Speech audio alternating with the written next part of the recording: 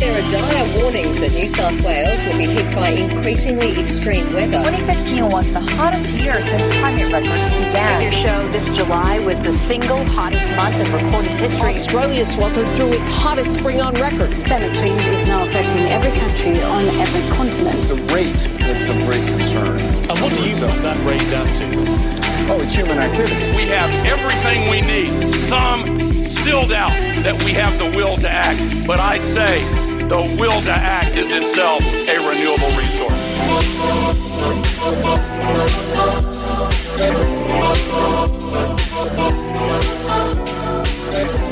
Hello and welcome to Climactic, the people's voice on climate change.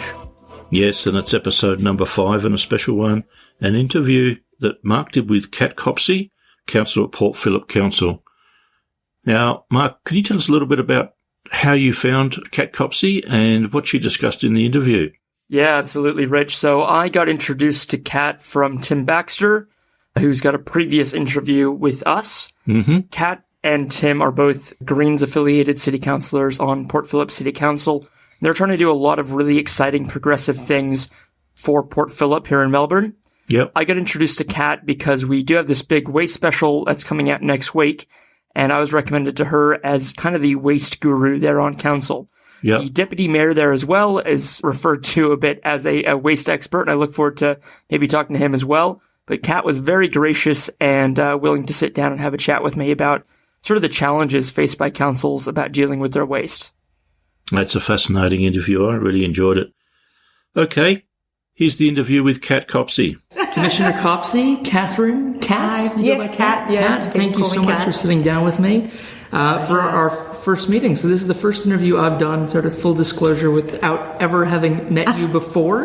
And here I am, and you're on tape. 5 minutes in. Here we go, off the top. That's right. So you're on the Port Phillip City Council. I got referred to you from Tim Baxter, whose interview will already be up on the feed when people are listening to this. Can you tell me a bit about sort of your background and how you got onto council? What was your sort of road to being a councillor? Yeah, happy to. Well, I didn't start out thinking that I was going to be in local politics, that's for sure. If I asked you when you were 5, what do you want to be, Kat? No, I wanted to be in the circus. Oh, very good. Well, in a way. Maybe, it's kind of close. No, so my background is actually, I used to be a planning and environment lawyer. Okay. I practiced for 4 years in planning and environment law, a big commercial firm. Mm-hmm. But that wasn't really for me. So I have also worked as a community organiser.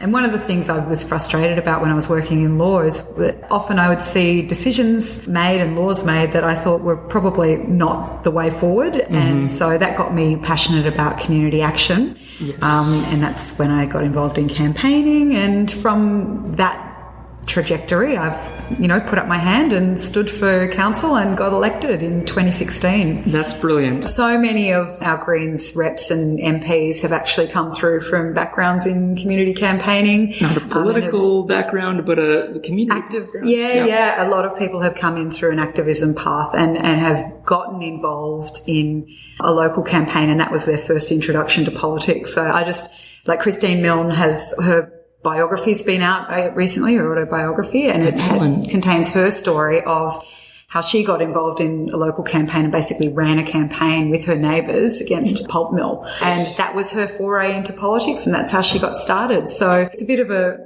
worn path for Greens into politics. Oh, that's great, because it can seem so alternative and just sort of luck of the draw otherwise to people who come in from more establishment background, like how did you happen into this? But as you said, it's a well-worn path. There's people you're taking the lead from to follow that. That's great. And it's a core pillar for the Greens as well is local democracy. So we actually think that this is where change comes from. Change comes from communities, and then it gets fed up to our representatives. So it's a pretty core part of how we see the whole process working. Very good. So you might not think you're from getting involved in community to being in council. You might not think it's a unique story, but it's fascinating. I could talk to you about that for hours. But what got you started at the community level first? What got you interested in what was going on in your neighborhood, and especially with the environmental aspect? Where did that come from?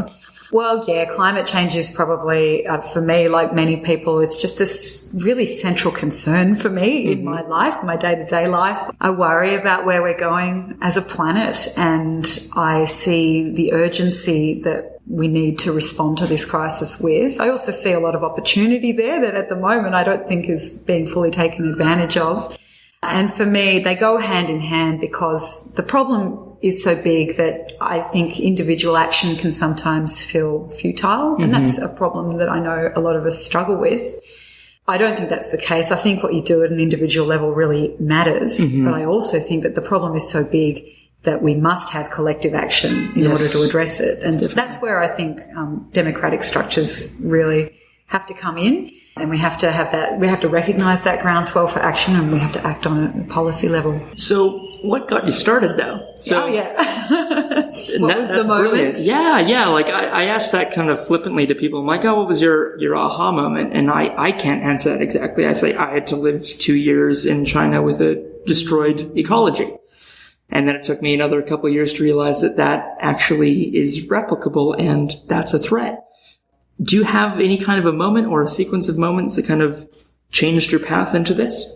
Well, for me, I mean, once I joined the Greens, I immediately started volunteering. And I guess that's kind of the tipping point moment for me, was that I really felt, not to get too political here, but I really felt that other parties weren't taking they were saying that they recognised that there was a problem and that something needed to be done about it, and that climate change is the greatest moral challenge of our times, but I didn't see the action matching up to the rhetoric. Yes. For me, what made me concerned about climate, I feel as though I actually have always had an understanding that we need to take urgent action to protect the planet and repair the damage that's been done. I grew up in my grandparents were on a farm, and so we were always really water conscious when we were out there. They were dependent on tank water, and I'd see how a drought year would really affect sheep and wheat, and it would really affect their well-being and life on the farm. Plus, I grew up watching Captain Planet, and there it is. Do a lot of people say that? No, but I remember it vividly, but it hasn't come up yet with anyone else. So yeah, kindred spirits. Yeah, it was just a given that this was something we had to do. It's a civic duty, and, you've got to do your recycling and do what Pete Repeat says on the TV. So as a child growing up in that environment, I kind of always expected that our leaders would be doing the right thing, as so many people are at the individual level. As you got older and you saw more, you realized they weren't. And so then it was a bit of that, I always wish that somebody would do something, and then I realized I am somebody. There's normally a question I kind of ask at the end, but I feel like it's a good time to ask it here, is this issue, if climate change had been solved in the 90s, or even going back to the 60s, when we realized that, yes, greenhouse gas emissions are increasing the temperature of the planet. If that had been solved then, but everything else, if you look at the window now, everything else about society was the same, what would you be doing with your life? To be honest, I'm still really passionate about the arts. And I think so many of the solutions that come to social problems, to environmental problems, I think the arts and creativity is where we actually come up with new solutions to things. So I would like to think I'd still be involved with my community, whether I'd be in an elected capacity, I don't know, but I'm really passionate about seeing new ways of thinking, new ways of expressing and telling stories to one another. So that's probably, I'd be working in the arts somewhere, I reckon. Probably on stage, let's be real. I could see that. That'd be really good. Very good. I think that, and this doesn't probably even need to go in the episode, but it's, I think that question reveals a lot about people, because when you get these leaders up on stage and you think, this has been your life for 2 decades, and what would you have done without this cause to fight? And wouldn't that be a great scenario if we didn't have to fight it? But I think it really does help with the empathy and understanding where you're coming from and who you are. That you didn't get into politics because you want to be a politician. You got into politics because there's this fight to be fought. Yes, yeah. And you're a very humanistic person and expressive, and that's great. Oh, good. Yeah. Well, you got to be in it for something real. Otherwise, there is fight and drama in politics, but it's got to be over something. Yes. Otherwise, you're just wasting everybody's time. That's right. So, I do think you got to remember why you got into it. And this is how I've been spending the last, hundreds of hours of my time for the last 4 years listening to political podcasts. And I was realizing that this isn't over anything. This is my stories. This is my telenovela. This is my trashy TV. Yeah. And it was just smoke and, smoke and flash and no fire. So getting on to waste, which is what this whole big episode we're doing is about. It's the topic of the hour. It definitely, well, and it'll be good to kind of place this situation, because when I arrived in Melbourne in December 2016, and there was kind of no kind of foreboding signs on the horizon. Everyone was, there was recycling bins. Everything seemed to be running fine. And then what happened? Can you give us sort of a primer on just what's changed? So the most immediate recent thing that has changed is that China has stated now definitively that it will no longer be accepting low-grade or highly contaminated recycling loads. Mm-hmm. And that has had an impact on our local recycling collection and disposal and processing, because a lot of waste that was being generated in Australia was being shipped off to China for processing. Because it was low-grade or highly contaminated. Yeah, and because of the features of the waste we're exporting, that's no longer a viable destination for it. Mm-hmm. So now we've got recycling that we don't have a home for. Yes. Yet. Okay. And it's being treated in different ways in different places around the country. Some places, like here in Port Phillip, we still have a viable contract because we've got a local processing facility that it goes to. Mm-hmm. So I want to say that very clearly. If you're in Port Phillip, keep recycling because it's still going and being processed. But in other places, it's being stockpiled in landfills in some cases and being kept separately, hoping that we'll find a solution to get processing again. So that's what's happened. And now is the sort of framing question for what we're doing with this episode is, with the China ban in place, is this a disaster or is it an opportunity? And you sort of run through the fact that it's been a short-term disaster. You know, we haven't seen all of a sudden radical innovation or investment in how to deal with our recycling ourselves. So it's quite a big question. So maybe we can break it into a couple different parts. So the problem was China wasn't taking one of our waste streams. But if they were taking the others, so high-grade plastics, sort of PET bottles, your Coke bottles, Sprite bottles, and that's about all the jargon I know. So that's about the end of my technical knowledge. Good. Is it simply a cost problem or a sorting problem in time and logistics to say that, okay, if our waste stream, here's 100% of it, if 50% of it we can't send to China anymore, the other 50, is it sort of separating out? Because it's all going in the one recycling bin. You picture your recycling bin on the street. If you put in a food wrapper of, soft plastic covered in sticky rice and barbecue sauce and a high quality bottle, is it the time to split those out? It's simply too much of a cost for councils with their waste contractors renegotiating. I'm getting into the weeds here way too quick. It's surprisingly complex. Yes. When you think about it, Yep. and I think this is one of the problems is that for a lot of people, when it comes to your rubbish, out of sight is out of mind. Yes. So we don't think about where it goes after it's not in our hand or our house anymore. And that's kind of part of the problem. So look, in an ideal world, and let's start with that, because I think it's always good to start with the principles. I really think it would be great if as a society we were much better at taking responsibility for the waste we create. Mm-hmm. And not relying on, in some circumstances, maybe it would be efficient and effective for it to be, to go to an offshore location and be processed. But there's a lot of costs in transporting goods. Yes. And we get costs plastics that are, exactly. All the way through the manufacturing process, there are these costs. And then there's the impacts of it being, the product being shipped out here.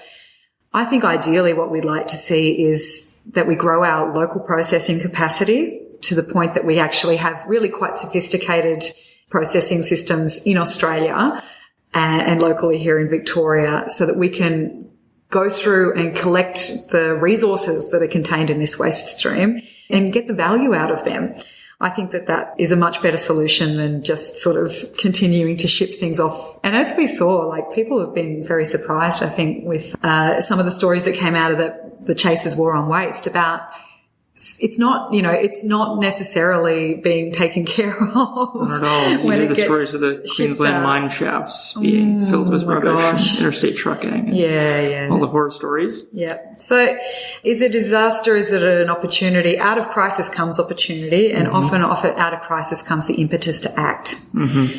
And I think that we're at a really crucial point now where we must take the opportunity. The alternative is not acceptable. We can't just continue polluting at the rate we are, and we also can't let these really valuable resources, metals and plastics and all of those things, can't let them go to waste. That's right. Those aren't waste, they're inputs into something else. Exactly. In fact, I really hate the term waste. Absolutely. But resource recovery sounds even less sexy. So it really does. Maybe that's a really good time to bring up the question of how do you feel about sort of the waste to energy solutions being proposed? Waste to energy is a very broad term. So that's the first thing people should understand, is that there are a lot of technologies within the waste to energy spectrum, and they go all the way from some really beneficial things like anaerobic digestion, where you're putting in organic matter and collecting the gas that's generated from its decomposition, and then also getting a valuable output, which is often like a compost or fertilizer.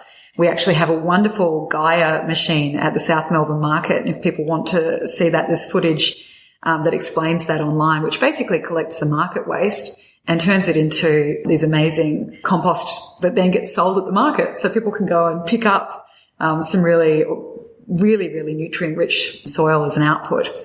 So that's one form of waste to energy. But it does go all the way through to incineration. And that's taking residual waste and setting it on fire. And I think that some of the technology within that waste to energy spectrum we should really be embracing, because it's taking stuff that's currently just going to landfill and turning it into a really useful product. But you've got to be really careful with incineration because, one, it's not recycling. So if there's any valuable material in there, it's gone. Yep, and you're only left with the harmful. Two, there can be really toxic materials in residual waste, and so there's always the question of what happens with the emissions from that process. And the third and probably most problematic concern for me is that out of sight, out of mind thing. There can actually be a really perverse disincentive to recycle from incineration because it's just gone. And it's easier in some ways to dispose of. Yeah, exactly. Recycling gets cheaper the more you do it as you ramp up the efficiencies and the economies of scale. But yeah, it was the same goes with incineration. And if they're able to come at a lower price point than the current recycling stream, then the perverse set of incentives. Yeah. So that's my thoughts on it. And I think we really need to be focusing on, one, creating less waste in the first place, and two, recovering the valuable resources and making sure we've done a good job of that. I think if incineration is the answer, you're kind of asking the wrong question. Definitely. That was a really good recycling of my question. And you salvaged it very well, and I'm sorry for the pun as well. So I love it. People like faceyourwaste.com, out west. Honestly, I wasn't even thinking about them as prepping for the interview today. I just scrolling through my Facebook feed, and I've at least trained Facebook to give me some useful stuff. Face Your Waste is doing this clear bin initiative, at least in some of the Western Australian councils. How do you think about that idea of confronting people to overcome this? Once I put it in a bin, close the lid, it's gone. Yeah, I think it's a great idea. It helps people realize, how much waste is being generated. It's also really good in terms of, like, I can imagine for our workers going around and emptying the bins, like that would make it a lot easier to just have passive surveillance of when that bin's getting full and needs to be emptied. There's lots and lots of benefits to it. And one other thing I'd be interested to see if it produces is less contamination in recycling. So it is a little bit of that, like, other people can see my PET bottle in the rubbish. Hopefully it would lead to people to be a little bit more conscious with their disposal of waste as well. So I think it's really positive. Yeah, it's definitely one worth following and seeing what the results are like. And is that the kind of thing, well, there's so many questions in here I want to get to. And we got time. Quickly back to the Gaia machine, which is an amazing name. Oh gosh, and don't ask me too many technicals about it. No, not at all. I'm just going to just quickly say that I've gotten involved with the community garden recently in just next to South Melbourne Town Hall. Yep. And I will be picking up some of that compost in the next couple of days and spreading it out. So we'll have a link to that video you just talked about in the show notes. And I encourage everyone else to take a look at it. I'm looking forward to that as well. Great. So we've sort of looked at that's the reason actually sort of Face Your Waste came up. They have, this hierarchy of, here's the most preferential thing to do. Yes. Just reduce the amount of waste you're producing, and then all the way down to reclamation of energy or reclamation of materials from it, and then finally refuse. Recycling comes ahead of recovery because I think recovery is not a 1-to-1 ratio at all. You're losing a lot more in that conversion. Yep. Even of great recovery. Gaia is great, an example of waste to a brand new product, but recycling itself is a great industry to be investing in here for us. Yes. We need to invest more in our recycling infrastructure in Australia. What is the argument against it that you come across the most? And sort of, does it have any legs at all? I mean, yeah, I haven't come across too many arguments against it. I think there's been a lack of political will. So it's prioritization and funding. Yep, exactly. And I think solvable. It's eminently solvable. And in fact, the federal Greens have really, in the last week or so, seen this opportunity that is presented by the current set of circumstances and launched a really big push to reboot recycling. Now, there's so many arguments for it. So not only does it have the environmental benefits, but this is an industry that could provide heaps of jobs. It's a chance for us to pilot world-leading technology in Australia. And I think there's heaps of educational potential in visiting, in schools and so on, coming to some of these processing plants. They're actually really fascinating places. Oh, definitely. I loved going to the tip as a kid. Yeah, it's exciting, right? So I think there's just so many arguments for it. I struggle to see arguments against it that have weight. I really think it comes down to the cost. Some people might say it's more efficient or easier to ship it offshore, or that we don't have the capacity here. I just think we've got to develop it. We've got to invest in it. And it's just, our society being what it is, it's an industry that's going to have a pretty viable future. Once you get machinery and the technical knowledge established, it's going to be really good. Costs are paid and the infrastructure's in place. Yeah. Very good. How about in terms of, say, the clear bins? Is that something that's within the power of Port Phillip Council to do? I was just waiting to come in to see you, and I saw that, we've got a plastic bag ban in place at South Melbourne Market. Yeah. So that was something that was in control of Port Phillip Council because you control South Melbourne Market. The Market Council has a governance role in the market. It's got an independent board, but because it's, council, like public property, it's a nice controlled space to launch an initiative like that. And it's very well used and utilised by our community and also by visitors. So it's actually a great place to launch a cultural change program like that. And people, honestly, people do want to use reusable bags. It's just that sometimes even I forget them. And we have a great community group, Boomerang Bags, who produce reusable bags that you can use while you're shopping and then return. So it's just about putting those things in place that support people to make the better choice, not using a plastic bag. So I know it gets a little complicated with waste because there's waste contractors involved and it's multi-year contracts, and there's only so much say once that contract's in place by council over what they do. Yeah. So something like, and I'm not, maybe it's a bad example, but to use clear bins as just an example of what do you have power over now, and how would the dynamic change if the community overwhelmingly wanted that? How could we get that? Well, in terms of starting a community campaign, if people are interested in that sort of thing, we get petitions and joint letters regularly. They get sent through, usually to the mayor and councillors, and they'll actually be tabled. The letter or petition will be tabled at a council meeting.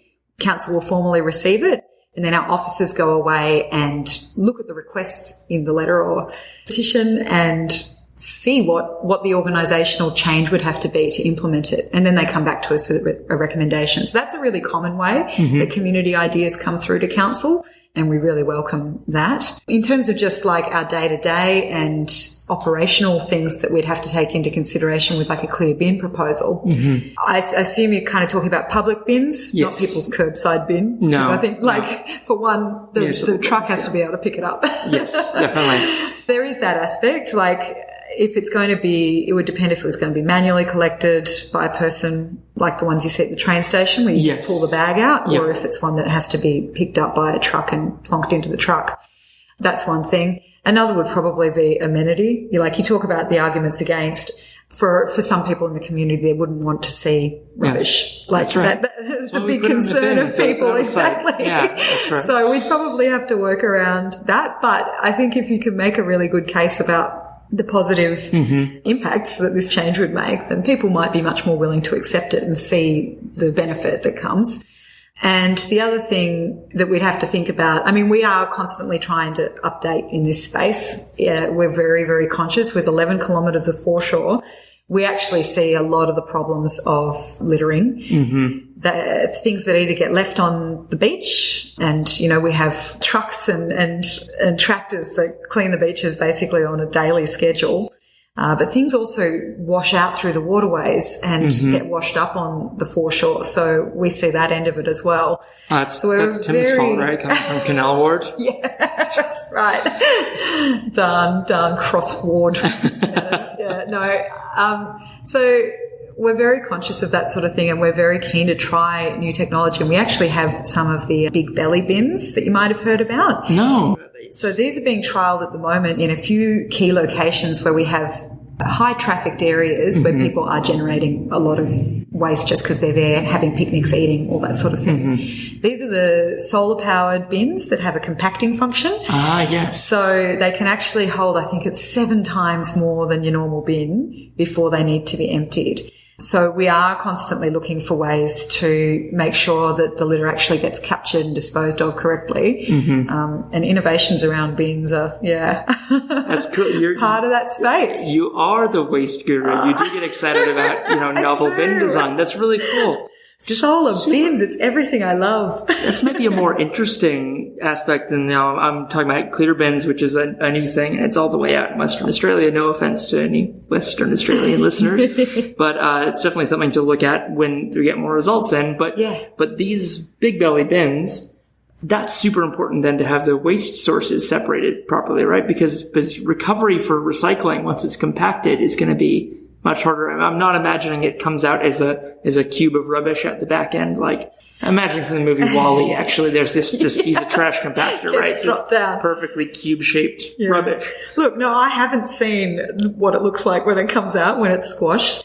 We are actually, there are steps to investigate whether we can, with a high quality processing facility, I think you can overcome that. And I know in some jurisdictions, they have moved towards just a single bin. So rather than relying on residents separation, at the source, then you can actually, with mechanical and human sorters, get quite good results, I think.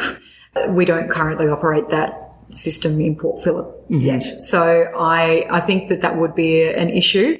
If you've got stuff that's in there that's not meant to be in there, that should be in the recycling, it might be hard to recover. But we're trialling them, and I think I'm looking forward to seeing when that comes back. So am I. I'll have to come back in and sort of go over that report with you so you can explain it to me, because I want to understand it. Because and then with organic waste as well. So if organic waste is put into that bin, you're going to have a much quickly. The advantage is if it can hold 7 times the amount as a normal bin, it needs only 1/7 of the pickups. So that's right. So less truck movements. That's right. Yep. 7 times less, 1/7 as many trucks. That's brilliant. That's some really awesome sort of concrete things. I've got a question here specifically about sort of organic waste. I'm not sure if you're familiar with this guy, Jerry Gillespie. He was in ACT and they had a net zero waste scheme. It was a few years back, and it was quite ambitious. It was meant to have been done by now, but they were sort of 3 or 4 years into it, a couple of years before completion, and the plan got scrapped. It's very interesting to do a post-mortem with Jerry about that on what could have been done better. But he's now got an initiative called City to Soil, and it's all about getting as much organic waste from the cities back out to rural farmland as possible, because he's really ringing the alarm on soil depletion here in Australia. Wow, yeah. So I was just curious, from your perspective with Port Phillip, I know you're trying a lot of exciting stuff with South Melbourne Market. How much of that can be sort of rolled out to the broader community, or what else is on the cards with organic waste? Yeah, and it's a really tricky one to solve, particularly because of the mix of housing stock in Port Phillip. So we have some areas that are really, we have a really established apartment living areas in the city, and we also have some areas that are much kind of more traditional suburban detached housing. And those two kinds of housing actually have they generate hugely different amounts of green waste if we're going to add in garden waste as well. So apartments like mine, sadly. Unless it's me where I kill plants regularly. Yeah, that's right. Yeah. Apart from all the succulents I have to throw out because I killed them. So apartments generate a lot less garden waste, and there is great demand in Port Phillip for a green waste service, but this has been one of the challenges for us, is making it work. Because we have these vastly different households. So the things that we do have, which are really positive, yes, the Gaia machine has been really successful at South Melbourne Market, and I think that that's a great piece of technology. I think it'd be great if we were to collect organic waste from some other businesses in the area, for example. That's something I'd love to see happen. We also do have some community compost drop-off points. So there's a couple that I'm aware of. There's at the Eco Centre in St Kilda in Blessington Street in the Botanic Gardens. They have a community compost drop-off. And at my community garden that I have a little plot at as well in Danks Street, out the back of the Mary Kehoe Centre. So there are some places that people can dispose of compost. But this is definitely an area where I think we're still looking for the answer. And that's probably a really good time for me to mention that Council is actually looking at waste and resource reclamation as a priority. And we're actually doing a new waste strategy, which I hope will get lots of feedback from the community about what they want to see done and ideas for how we should implement it. One thing that we'll probably be investigating as part of that is within new multi-unit dwellings, so big apartment buildings, whether we have incinerators installed in those so that people can get rid of their organics without it going into landfill. There's some really big and exciting prospects in there, and I hope that it's one of the things we can put a little bit more attention on, because I agree, I don't think we've quite solved that problem in cities yet. There's a lot of stuff going to landfill, particularly organics, that just shouldn't be in there.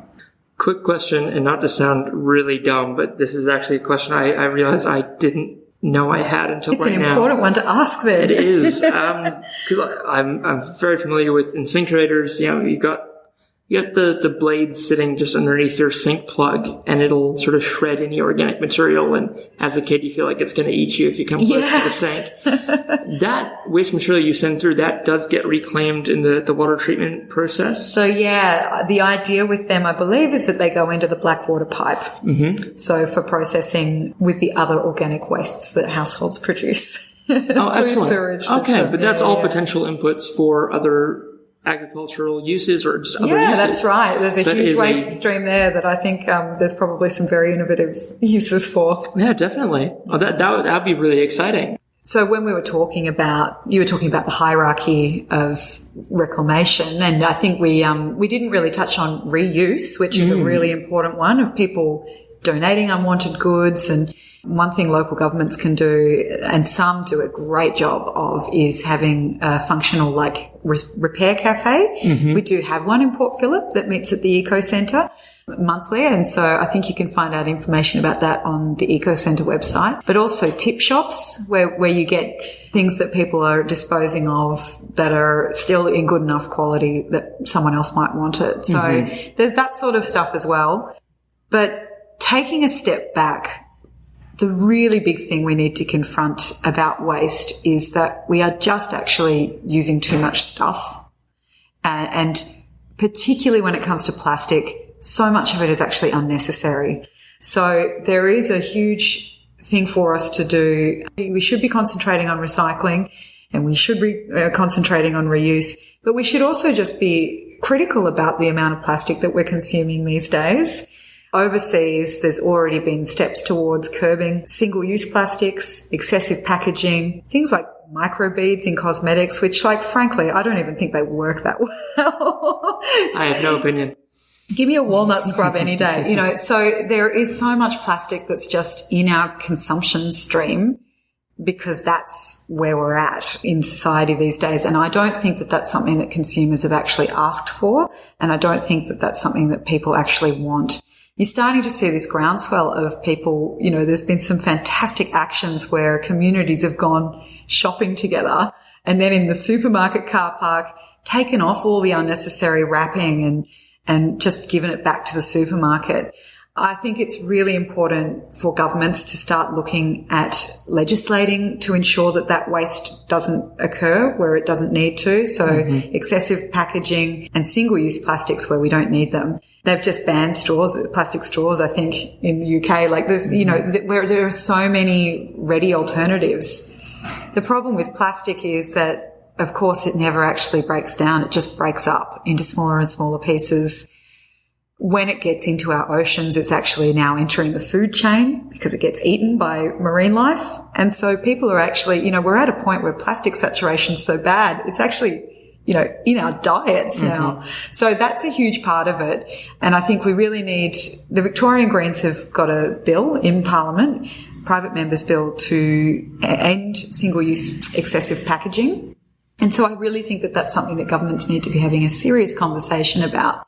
We need to move towards a circular economy where we're responsible for the waste that we generate, individuals, but also corporations. And there's so much plastic now that people don't actually want. If we can limit the amount that's actually being produced, then we'll go a long way to solving some of the pressures on this crisis. That's right. Yeah. So that was just a bit of the piece that I wanted to get in there. No, that was perfect. It was really because I think that's where the current conversation isn't going far enough. It's not just about treating this waste that we've got and that we keep generating. It's about making less as well. Yeah, that's true. And that actually, I didn't mention at all. Your recent Facebook post about your walk along the beach. Within 20 minutes, here's what you picked up. How have you kind of started to apply this stuff to your own life, and what's something maybe I could take away? What's something that you're doing that maybe in your own quest to reduce plastic at home, what was maybe the easiest thing you changed? What was maybe something that's a bit more difficult? You said yourself, sometimes you do go shopping and you didn't plan on it, or you forgot to bring a bag. Yes, yeah. I've done the walk home with everything with an piled up armful under my chin. Yeah. What's that been like for you, trying to incorporate this into your daily life? Yeah. Well, I'll just preface it by saying I think individual action is great, but we shouldn't let governments and corporations push this back on the individual. Right. We do actually need systemic change. But if you want to make a difference in your own life, there's so many quick and easy things. Getting yourself a reusable coffee cup for a start, and just having one or two of those that live in your handbag or in your car. Water bottles that are reusable. It's not just virtue signaling. No, it makes a big difference. Exactly. I think of the number of coffees I drink a week. And the problem with coffee cups is they're not easy to recycle. So you will actually be keeping a lot of stuff out of landfill if you make a change like that. And there's so many reusable products now that are really convenient, and often they're really nice as well. The beeswax food wrappers instead of cling film and Glad wrap. There's reusable straws that just fold up and you can keep it in your handbag. So making little changes like that, and you will have days where you forget it, but you'll probably remember it. If you've got a better memory than me, at least half the time. That's and right. It does make a big difference. So those are probably some of the easiest ones, I reckon. Very good. Thank you so much. Thank you so much. I really enjoyed this. Thank you. It's really great. I can't wait to hear it. And that was Cr Copsey. I'm sure you'll agree it was a fascinating interview, a lot in there. Thanks very much, Mark. That was fantastic. My absolute pleasure, Rich, and I look forward to having more from Kat next week in our Waste Special. So now we'll have some credits here for you. Greg Grossi, our amazing composer, thank you so much for this great new theme. Yes. Check him out at Chambers on SoundCloud. That's CHAMBRES. Caleb Vidicaro, our fantastic producer. Yes, he got a promotion. Hold your applause. He's at Hipster Jazzbo on Twitter. Don't ask me why. Abby Hawkins, our intrepid designer. Look out for great photos soon of the Climactic logo on a t-shirt, a hoodie, and a cake. Check out her work and hire her at abigailhawkins.com. Yes. And finally, Gretchen, our key advisor and resident goat whisperer. Thank you so much for listening, folks, and we'll see you next week for our big waste special. Thanks for listening.